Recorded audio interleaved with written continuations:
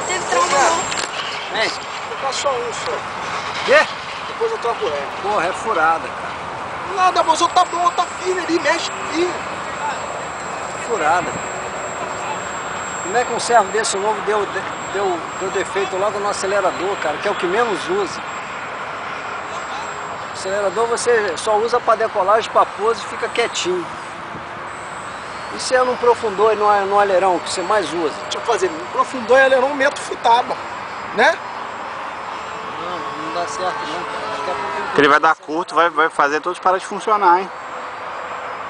Tem que ver. Não, aí o ruim eu vou tirar. Deixa abastecido aí, depois dele aqui ele vai voar.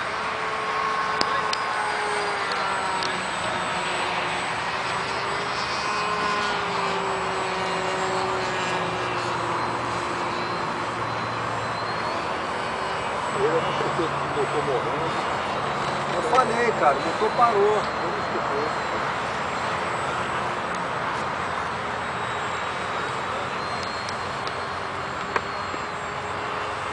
Vou pousar. Aqui o motor. O cara tá ali no meio da grama, tá vendo? Vamos entrar por aqui, ó. Vem aqui no quadradinho aqui. Passar aqui no meio dessa árvore ali. Tá bom? Vai deixar a frente bater? Vai deitar aí embaixo, hein? Vai ter que encostar o dedo na minha barriga! Olha o cara lá.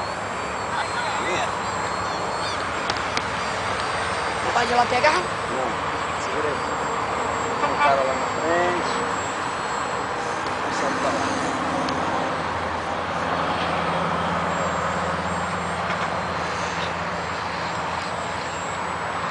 Não pousado não?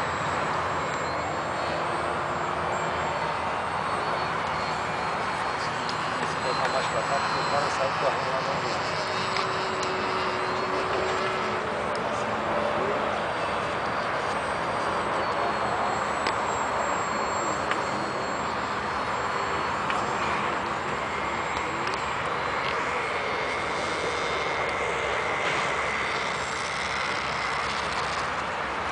Caraca! Mas aqui tem que estar sumindo aqui, cara.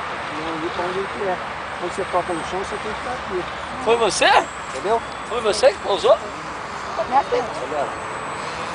Não morreu não, já ia correndo lá. Muito bom, hein?